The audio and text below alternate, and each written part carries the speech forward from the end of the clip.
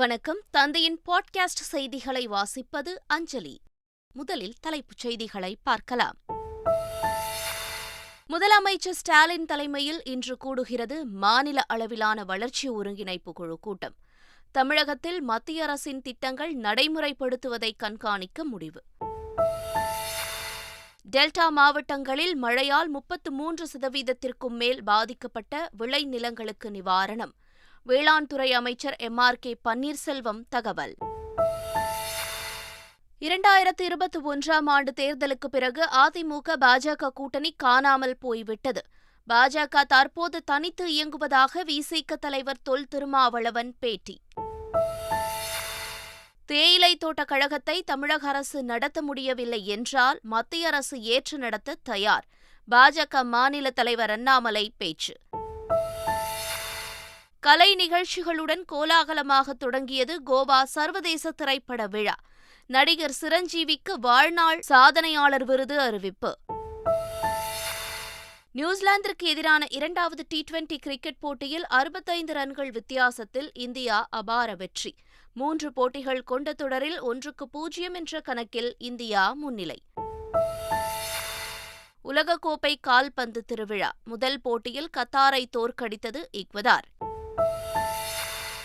இனி விரிவான செய்திகள். மத்திய அரசின் திட்டங்கள் நடைமுறைப்படுத்துவதை கண்காணிக்க மாநில அளவிலான வளர்ச்சி ஒருங்கிணைப்பு குழு கூட்டம் தமிழ்நாடு முதலமைச்சர் ஸ்டாலின் தலைமையில் இன்று நடைபெறுகிறது. இக்கூட்டத்தில் திட்டங்கள் செயல்படுத்தப்படும் நிலையை மதிப்பாய்வு செய்தல், வளர்ச்சி திட்டங்களை செயல்படுத்துவதில் உள்ள தடைகளை நீக்குதல், நடுநிலைப்படுத்த உரிய திருத்தங்கள் செய்ய பரிந்துரைகள் வழங்குவது குறித்து ஆலோசிக்கப்படும் என எதிர்பார்க்கப்படுகிறது.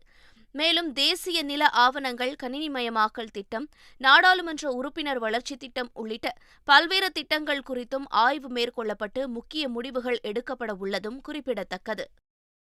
சென்னை கோபாலபுரத்தில் தனியார் அறக்கட்டளை சார்பில் மாற்றுத்திறனாளிகளுக்கான இலவச திருமணத்தை முதலமைச்சர் ஸ்டாலின் நடத்தி வைத்தார். தொடர்ந்து மணமக்களுக்கு வாழ்த்து தெரிவித்து முதலமைச்சர் ஸ்டாலின் பரிசு வழங்கினார். பின்னர் பேசிய அவர், மாற்றுத்திறனாளிகளுக்கான திட்டங்கள் அவர்களுக்கு அளிக்கப்படும் சலுகையல்ல, அரசின் கடமை என தெரிவித்தார். மழைநீர் வடிகால் பணிகள் பெரும்பாலும் முடிக்கப்பட்டுவிட்டதாகவும் மீதமுள்ள பணிகள் விரைவில் முடிக்கப்படும் என்று முதலமைச்சர் ஸ்டாலின் கூறியுள்ளார். திமுக ஆட்சிக்கு வந்ததிலிருந்து தண்ணீர் பிரச்சினை வராத அளவுக்கு தொடர்ந்து மழை பெய்து வருவதாகவும் முதலமைச்சர் தெரிவித்துள்ளார். தண்ணீர் பிரச்சனையே இல்லை, இப்போ அந்த அளவுக்கு மழையும் பெய்து கொண்டிருக்கிறது. ஆக அந்த மழையை எப்படி சமாளிச்சுக்கிட்டு இருக்கிறோம். ஏற்கனவே கடந்த ஆண்டு மழை பெஞ்சப்போ எந்த நிலை அதுவும் உங்களுக்கு தெரியும். இப்போ என்ன நிலை, நாங்கள் முழுசாக செஞ்சுட்டு முடிக்கல, 95%, 80% முடிச்சிருக்கிறோம். அதுவே இன்னைக்கு மக்களுக்கு பாராட்டு. இன்னும் மிச்சம் சில பணிகள் இருக்கு, அதையும் வரக்கூடிய காலகட்டத்தில் செஞ்சு முடிப்போம். 1000 மரிதாரங்கள் பூசி வந்தாலும் விழித்துவிட்ட தமிழனை வீழ்த்திட முடியாது என்றும் முதல்வர் ஸ்டாலின் நம்பிக்கை தெரிவித்துள்ளார். சமூக நீதி கட்சி தொடங்கப்பட்ட நாளை முன்னிட்டு தனது சமூக வலைதள பக்கத்தில் வாழ்த்துக்களை பதிவிட்டிருந்த முதலமைச்சர், இந்நாளில் பிற்படுத்தப்பட்ட ஒடுக்கப்பட்ட மக்களின் நலனை காக்க உறுதியேற்க வேண்டும் என கூறியுள்ளார். காசி தமிழ் சங்கமத்திற்கு போட்டியாக காசிக்கு தமிழக அரசு பக்தர்களை அனுப்பவில்லை என்று இந்து அறநிலையத்துறை அமைச்சர் சேகர் பாபு கூறினார். சென்னை வடபழனியில் செய்தியாளர்களை சந்தித்த அவர் இதனை தெரிவித்தார். மே மாதம் நடந்த மானிய கோரிக்கை, 4ஆம் தேதி நடைபெற்ற மானிய கோரிக்கையில் அறிவிப்பு எண் 27இல் காசிக்கு 200 பக்தர்கள் அழைத்துச் செல்லப்படுவார்கள். அதற்கு தேவையான நிதி ரூபாய் 50 லட்சத்தை அரசே ஏற்கும் என்ற அறிவிப்பை செய்தவர் மாண்புமிகு தமிழக முதல்வர் என்பதை அறியாமல் இருக்கின்றவர்களுக்கு இன்றைக்கு நான் எடுத்துச் சொல்ல கடமைப்பட்டிருக்கின்றேன். காசி தமிழ் சங்கமத்தின் நிகழ்வில் பிரதமர் மோடி பங்கேற்றிருந்தாலும் பாஜக அதனை உரிமை கொண்டாட முடியாது என்றும் தமிழக அரசு அறநிலையத்துறை செலவு செய்து 2000 பேரை காசிக்கு அனுப்பியுள்ளதாகவும் தமிழ்நாடு காங்கிரஸ் தலைவர் KS அழகிரி தெரிவித்தார். நீங்க தமிழை பயன்படுத்துவதை நாங்கள் தவறாக கருதவில்லை, நாங்கள் அதை எதிர்க்கவில்லை. ஆனால் அது பாரதிய ஜனதாவினுடைய நிகழ்வு அல்ல. 2000 மாணவர்களுக்கும் தமிழக அரசு இந்து அறநிலையத்துறை அவர்கள் சென்று வருவதற்கான செலவை ஏற்றுக்கொண்டிருக்கிறது. எனவே இதில் உரிமை கொண்டாடணும்னா தமிழக அரசாங்கத்தினுடைய இந்து அறநிலையத்துறை தான் உரிமை கொண்டாடணுமே ஒழிய இதில் பாரதிய ஜனதா உரிமை கொண்டாட என்ன இருக்கிறது? சென்னையில் தவறான சிகிச்சையால் கால்பந்து வீராங்கனை உயிரிழந்த விவகாரத்தில் விசாரணைக்கு ஆஜராக மருத்துவர்கள் இருவருக்கும் போலீசார் சம்மன் அனுப்பியுள்ளனர். இந்த விவகாரத்தில் அரசு மருத்துவர்கள் போராட்டம் நடத்தவிருப்பதாக தெரிவித்துள்ளதை அடுத்து மருத்துவர்களிடம் பேச்சுவார்த்தை நடத்தவுள்ளதாக அமைச்சர் மா. சுப்பிரமணியன் தெரிவித்துள்ளார். அழைத்து பேசிக் கொண்டிருக்கிறோம். அவர்களுக்கான அந்த பாதிப்பு எப்படி மருத்துவர்களுக்கு பாதிப்பு இருக்கிறது என்று அவர்கள் நினைக்கிறார்களோ, மருத்துவர்களால் பாதிக்கப்பட்ட குடும்பத்தினரும் அவர்களுக்கு ஏற்பட்ட நினைப்பு, அவர்களுக்கு ஏற்பட்ட இழப்பு, அந்த வலி என்பது இன்னமும் மாறவில்லை. இந்த நிலையில் இவர்களுடைய இந்த போராட்ட அறிவிப்பு அவர்களுடனும் பேசிக் கொண்டிருக்கிறோம். மருத்துவக் கல்லூரி ஊழல் வழக்கில் எடப்பாடி பழனிசாமி மீது வழக்கு பதிவு செய்து உரிய விசாரணை நடத்தி சிறையில் அடைக்க முதலமைச்சர் ஸ்டாலின் நடவடிக்கை எடுக்க வேண்டும் என்று OPS ஆதரவாளர் புகழேந்தி கோரிக்கை விடுத்துள்ளார். பெரியகுளத்தில் செய்தியாளர்களை சந்தித்த அவர் இதனை தெரிவித்தார். எவிடன்ஸ் இருக்கு, கொள்ளையடிச்சிருக்காங்கன்னு சொல்றீங்க. ஆகவே விசாரணையை துவக்குங்கள்.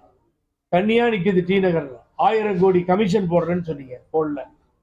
எல்லாவற்றுக்கும் முகாந்திரம் இருக்கிறது. 4800 கோடி டெல்லியில சிபிஐக்கு போனது திருப்பி நீங்க கொண்டு வந்திருக்கீங்க எடப்பாடி பழனிசாமி. ஆகவே எல்லாவற்றிற்கும் ஆதாரம் இருக்கும் பொழுது எதற்காக இதுவரை யாரையும் கைது செய்யாமல் நீங்கள் வெளியிலே விடுவது என்பது புரியவில்லை.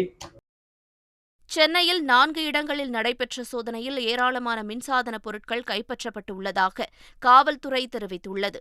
கோவை கார் வெடிப்பு சம்பவத்தின் எதிரொலியாக சென்னையில் ஓட்டேரி, முத்தியால்பேட்டை, வேப்பேரி, 7 கிணறு ஆகிய 4 இடங்களில் போலீசார் சோதனை நடத்தினர்.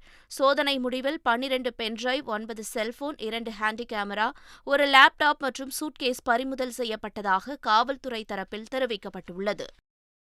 2021 தேர்தல் பிறகு அதிமுக பாஜக கூட்டணி காணாமல் போய்விட்டதாகவும் பாஜக தனித்து இயங்குவதாகவும் விடுதலை சிறுத்தைகள் கட்சித் தலைவர் தொல் திருமாவளவன் தெரிவித்துள்ளார். திருவண்ணாமலை மாவட்டம் ஆரணியில் செய்தியாளர்களை சந்தித்த அவர் இதனை தெரிவித்தார். 2021 தேர்தலுக்கு பிறகு அந்த கூட்டணி காணாமல் போய்விட்டது. நாம் தான் அவர்கள் ஒரு கூட்டணியாக இருக்கிறார்கள் என்று எண்ணிக்கொண்டிருக்கிறோம். பாஜக தனித்து இயங்குகிறது. அதிமுக எப்போதே வெளியேறிவிட்டது. பாமக அதிலிருந்து முற்றிலும் மாறுபட்டு நிற்கிறது. அந்த கூட்டணியில் யாருமே கிடையாது. பாஜக கூட்டணி என்று ஒன்று தமிழ்நாட்டில் கிடையாது. அதிமுக ஒரு கூட்டணியை அமைக்கப் போவதாக சொல்லிக் கொண்டிருக்கிறார்கள். அது OPS, EPSக்கு இடையிலான கூட்டணியாக இருக்கலாம் என்று நான் கருதுகிறேன். முதலில் அவர்கள் ஒருங்கிணைந்து அதன் பிறகு அவர்கள் தலைமையில் மற்ற கட்சிகளை ஒருங்கிணைப்பது என்பது ஒரு பெரிய முயற்சி. அவர்கள் ஒரு அணியாக இல்லை என்பதுதான் யதார்த்தமாக. நீலகிரி மாவட்ட அரசு தேயிலை தோட்ட கழக நிலங்களை வனத்துறையினரிடம் ஒப்படைப்பதற்கு எதிர்ப்பு தெரிவித்து கூடலூரில் பாஜக சார்பில் கண்டன ஆர்ப்பாட்டம் நடைபெற்றது. இதில் கலந்து கொண்டு பேசிய தமிழக பாஜக தலைவர் அண்ணாமலை எழுத்துப்பூர்வமாக தெரிவித்தால் அரசு தேயிலை தோட்ட கழகத்தை மத்திய அரசு ஏற்று நடத்த தயார் என்று தெரிவித்தார். டேண்டி வேண்டாம் என்று சொல்லுங்கள், நாங்கள் அதை எடுத்துக்கொள்கின்றோம். அது எங்களுடைய பொறுப்பு. எழுத்துப்பூர்வமாக தமிழகத்தினுடைய முதலமைச்சர் டேண்டி எங்களுக்கு வேண்டாம், இந்த 5315 ஏக்கரை மத்திய அரசு எடுத்துக்கங்க, மத்திய அரசு இந்த நிறுவனத்தை நடத்துங்கன்னா மேடையிலே சவால் விடுகின்றோம். நாங்கள் தயார். டேண்டியை மத்திய அரசு எடுத்து நடத்துவதற்கு நாங்கள் தயார். சென்னை விமான நிலையத்தில் சுமார் 2000 கோடி ரூபாய் மதிப்பீட்டில் கட்டப்பட்டு வரும் நவீன வசதிகளுடன் கூடிய புதிய முனையம் வரும் டிசம்பர் மாதத்திற்குள் திறக்கப்பட உள்ளதாக மத்திய விமான போக்குவரத்துத்துறை அமைச்சர் VK சிங் தெரிவித்துள்ளார். சென்னை பன்னாட்டு விமான நிலையத்தில் புதிய முனையம் அமைக்கும் பணிகளை ஆய்வு செய்த பின் செய்தியாளர்களை சந்தித்த அவர் இதனை தெரிவித்தார். 33% மேல் பாதிப்பு உள்ள விளைநிலங்களுக்கு நிவாரணம் வழங்கப்படும் என வேளாண் துறை அமைச்சர் MRK பன்னீர்செல்வம் தெரிவித்துள்ளார். கடலூரில் செய்தியாளர்களை சந்தித்த அவர் இதனை தெரிவித்தார். பாதிப்பு என்பது இப்போ தண்ணீருடைய வடியும் தன்மை, இந்த பயிருடைய தன்மை நேரில் சென்று ஆய்வு செய்யக்கூடிய பணி நடந்து கொண்டிருக்கிறது. அது மழையுடைய தண்ணீர் வடிந்த பிறகு அது கிட்டத்தட்ட 33% மேல் பாதிச்சிருந்தால் கண்டிப்பாக அது கணக்கெடுக்கின்ற பணி நடந்து கொண்டிருக்கிறது. அது ஸ்ரீரங்கம் சிங்கப்பெருமாள் கோவிலின் 21ஆம் ஆண்டு சகஸ்ர தீப வழிபாடு பெரு விமரிசையாக நடைபெற்றது. திருச்சி ஸ்ரீரங்கத்தில் காட்டழகிய சிங்கப்பெருமாள் கோவில் மிகவும் பிரசித்தி பெற்றது. இந்த கோவிலில் ஆண்டுதோறும் கார்த்திகை மாதம் சகஸ்ர தீப வழிபாடு நடைபெறும். இந்நிலையில் வெகு விமரிசையாக நடைபெற்ற சகஸ்ர தீப வழிபாட்டில் ஆயிரக்கணக்கான பக்தர்கள் கலந்து கொண்டு கோவிலில் அகல்விளக்கு ஏற்றி வழிபட்டனர். சாதி பஞ்சாயத்து குறித்து உரையாட மாநில ஆளுநர்களுக்கு பல்கலைக்கழக மானியக்குழு விடுத்துள்ள அழைப்பிற்கு விசிக தலைவர் திருமாவளவன் கண்டனம் தெரிவித்துள்ளார். இதுகுறித்து அவர் வெளியிட்டுள்ள அறிக்கையில், சாதி பஞ்சாயத்துகளை ஜனநாயக அமைப்புகள் என கூறுவதை ஏற்க முடியாது எனவும் அது பயங்கரவாதத்தை ஊக்குவிக்கும் செயலாகும் எனவும் குறிப்பிட்டுள்ளார். மங்களூருவில் ஆட்டோவில் குக்கர் வெடித்த சம்பவத்தில் ஆட்டோவில் பயணித்தவர் 1 மாதமாக மைசூரில் அறை எடுத்து தங்கியிருந்தது தெரியவந்துள்ளது. ஆட்டோவில் பயணம் செய்த பயணி கர்நாடக மாநிலம் சிவமொக்கா மாவட்டம் தீர்த்தஹள்ளியைச் சேர்ந்த சாரிக் எனவும் இவர் 2 ஆண்டுகளுக்கு முன்பே மங்களூரு போலீசாரால் தீவிரவாத தூண்டுதல் செயல் தொடர்பாக கைது செய்யப்பட்டு பின்னர் ஜாமீனில் வெளியே வந்தவர் என்ற விவரமும் தெரியவந்துள்ளது. மேலும் சாரிக் மைசூரில் மெட்டஹள்ளி பகுதியில் 1 மாதம் முன்பே தங்கியிருந்ததாகவும் கூறப்படுகிறது. இந்த சம்பவம் தொடர்பாக தேசிய புலனாய்வு பிரிவு போலீஸ் அமைப்பைச் சேர்ந்த 4 அதிகாரிகள் கொண்ட குழு விரிவான விசாரணையை மேற்கொண்டு வருகின்றனர். 53வது இந்திய சர்வதேச திரைப்பட விழா கோவாவில் ஆடல் பாடலுடன் கோலாகலமாக தொடங்கியுள்ளது. மத்திய அரசின் தகவல் ஒலிபரப்பு அமைச்சகத்தின் தேசிய திரைப்பட மேம்பாட்டுக் கழகம் சார்பில் நடைபெறும் இந்த விழாவில் சூர்யா நடித்த ஜெய்பீம், குரங்குபிடல், ரா வெங்கட் இயக்கிய கெடா, ராஜமௌலி இயக்கிய 666 உள்ளிட்ட படங்கள் திரையிடப்பட இருக்கின்றன. வரும் 28ஆம் தேதி வரை நடைபெறும் இந்த விழாவில் சர்வதேச பிரிவில் 183 படங்களும், இந்திய திரைப்பட பிரிவில் 25 கதையுடன் கூடிய படங்களும், 20 கதையல்லாத திரைப்படங்களும் திரையிடப்பட உள்ளன. இந்த நிலையில் இந்திய சர்வதேச திரைப்பட விழாவில் நடப்பு ஆண்டின் சிறந்த இந்திய திரைப்பட ஆளுமை விருதுக்கு நடிகர் சிரஞ்சீவி தேர்வு செய்யப்பட்டுள்ளார். சென்னையை அடுத்த பனையூரில் உள்ள அலுவலகத்தில் நடிகர் விஜய் தனது ரசிகர்கள் மற்றும் விஜய் மக்கள் இயக்க நிர்வாகிகளை சந்தித்தார். இதில் நாமக்கல், புதுக்கோட்டை, சேலம், காஞ்சிபுரம் உள்ளிட்ட பல மாவட்ட விஜய் மக்கள் இயக்க நிர்வாகிகளும் ரசிகர்களும் கலந்து கொண்டனர். அப்போது விஜய் மக்கள் இயக்க பணிகள் குறித்து விவாதிக்கப்பட்டதாக கூறப்படுகிறது. நடிகர் விஜயின் வாரிசு திரைப்படத்திற்கு ஆந்திரா, தெலங்கானாவில் அதிக தியேட்டர்கள் ஒதுக்க தெலுங்கு தயாரிப்பாளர் சங்கம் எதிர்ப்பு தெரிவித்துள்ளது.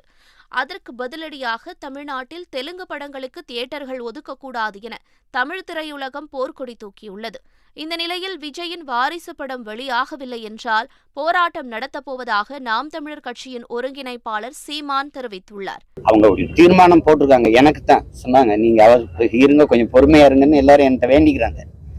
என்ன சொல்றாங்கன்னா, என் தம்பி விஜய் அவர்கள் படம் உரிய நேரத்துல வரும், அதுக்கு அவங்க தடுக்க மாட்டாங்க அப்படின்னு எனக்கு உறுதி தந்திருக்காங்க. இல்லைன்னா போராடுவேன். வேற என்ன செய்ய போறேன்? நான் வேற என்ன செய்ய முடியும்? போராடுவேன். ஆனா அவங்க நம்ம அப்படி சொல்லல. ஒரு தீர்மானம் போட்டிருக்காங்க, அது செயலாக்கம் பெறாது. அதனால உறுதியா அவங்க விஜய் படம் வரும், உரிய நேரத்தில் வரும்னு சொல்றாங்க. நியூசிலாந்திற்கு எதிரான 2வது T20 கிரிக்கெட் போட்டியில் 65 ரன்கள் வித்தியாசத்தில் இந்தியா அபார வெற்றி பெற்றது. மவுண்ட் மாங்கனியி நகரில் நடைபெற்ற இந்த போட்டியில் முதலில் பேட்டிங் செய்த இந்தியா 20 ஓவர்களில் 6 விக்கெட் இழப்பிற்கு 192 ரன்கள் இலக்கை நோக்கி ஆடிய நியூசிலாந்து 19வது ஓவரில் 126 ரன்னுக்கு ஆல் அவுட் ஆனது. இந்த வெற்றியால் 3 போட்டிகள் கொண்ட தொடரில் 1-0 என்ற கணக்கில் இந்தியா முன்னிலை பெற்றுள்ளது. சர்வதேச கால்பந்து உலகக்கோப்பை தொடரின் முதல் போட்டியில் ஈக்வடார் அணி வெற்றி பெற்றது. குரூப் ஏ பிரிவில் அல்பயட் மைதானத்தில் நடைபெற்ற முதல் போட்டியில் தொடரை நடத்தும் கத்தாரும் தென் அமெரிக்க நாடான ஈக்வடாரும் மோதின. ஆட்ட நேர முடிவில் 2-0 என்ற கோல் கணக்கில் கத்தாரை ஈக்வடார் தோற்கடித்தது. இந்த வெற்றி மூலம் குரூப் ஏ பிரிவில் ஈக்வடார் 3 புள்ளிகளை பெற்றுள்ளது. வங்கக்கடலில் நிலவிய ஆழ்ந்த காற்றழுத்த தாழ்வு பகுதி இன்று காற்றழுத்த தாழ்வு மண்டலமாக வலுப்பெற்று சென்னையிலிருந்து சுமார் 670 கிலோமீட்டர் தொலைவில் மையம் கொண்டுள்ளது. இதனால் இன்றும் நாளையும் வட தமிழகம், புதுவை மற்றும் காரைக்கால், தென் தமிழகத்தில் ஓரிரு இடங்களில் லேசானது முதல் மிதமான மழையும், காஞ்சி, திருவள்ளூர், ராணிப்பேட்டையில் ஓரிரு இடங்களில் கனமழை பெய்ய வாய்ப்புள்ளதாகவும் தெரிவிக்கப்பட்டுள்ளது. மீண்டும் தலைப்புச் செய்திகள். முதலமைச்சர் ஸ்டாலின் தலைமையில் இன்று கூடுகிறது மாநில அளவிலான வளர்ச்சி ஒருங்கிணைப்பு குழு கூட்டம். தமிழகத்தில் மத்திய அரசின் திட்டங்கள் நடைமுறைப்படுத்துவதை கண்காணிக்க முடிவு. டெல்டா மாவட்டங்களில் மழையால் 33% மேல் பாதிக்கப்பட்ட விளைநிலங்களுக்கு நிவாரணம். வேளாண் துறை அமைச்சர் MRK பன்னீர்செல்வம் தகவல். 2021ஆம் ஆண்டு தேர்தலுக்கு பிறகு அதிமுக பாஜக கூட்டணி காணாமல் போய்விட்டது. பாஜக தற்போது தனித்து இயங்குவதாக விசிக தலைவர் தொல் திருமாவளவன் பேட்டி. தேயிலை தோட்ட கழகத்தை தமிழக அரசு நடத்த முடியவில்லை என்றால் மத்திய அரசு ஏற்று நடத்த தயார். பாஜக மாநில தலைவர் அண்ணாமலை பேச்சு. கலை நிகழ்ச்சிகளுடன் கோலாகலமாக தொடங்கியது கோவா சர்வதேச திரைப்பட விழா. நடிகர் சிரஞ்சீவிக்கு வாழ்நாள் சாதனையாளர் விருது அறிவிப்பு. நியூசிலாந்திற்கு எதிரான 2வது T20 கிரிக்கெட் போட்டியில் 65 ரன்கள் வித்தியாசத்தில் இந்தியா அபார வெற்றி. 3 போட்டிகள் கொண்ட தொடரில் 1-0 என்ற கணக்கில் இந்தியா முன்னிலை. உலகக்கோப்பை கால்பந்து திருவிழா முதல் போட்டியில் கத்தாரை தோற்கடித்தது ஈக்வடார். இத்துடன் பாட்காஸ்ட் செய்திகள் நிறைவு பெறுகின்றன. வணக்கம்.